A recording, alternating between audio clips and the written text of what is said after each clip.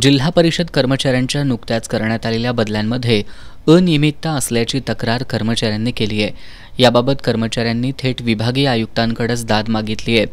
जिल्हा परिषदेमधील वर्ग 3 कर्मचाऱ्यांच्या सर्वसाधारण बदल्या या ग्रामविकास विभागाकडील शासन निर्णय 15 मे 2014 मधील तरतुदीनुसार करण्यात आल्या।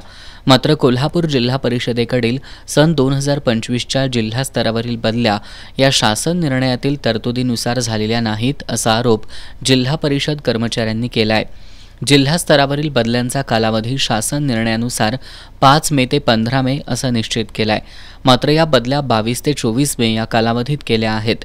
जिल्हा स्तरावरून बदल्या करताना बदलीसाठी उपलब्ध असणाऱ्या रिक्त पदांची आणि प्रशासकीय बदलीने उपलब्ध होणाऱ्या रिक्त पदांची पूर्ण माहिती समुपदेशनाच्या 2 दिवस अगोदर प्रसिद्ध केलेली नाही।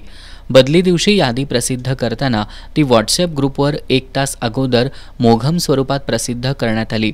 मुख्यालयातील पदं विभागवार दर्शवलेली नाहीत, ती मुख्यालय म्हणून एकत्रित दाखवली आहेत। अशा मुद्द्यांवर वर्ग 3च्या कर्मचाऱ्यांनी तक्रारी मांडल्या आहेत। याबाबत बोलताना जिल्हा परिषदेचे मुख्य कार्यकारी अधिकारी कार्तिकेयन एस यांनी कर्मचाऱ्यांच्या बदल्या नियमानुसारच करण्यात आल्याचं म्हटलंय।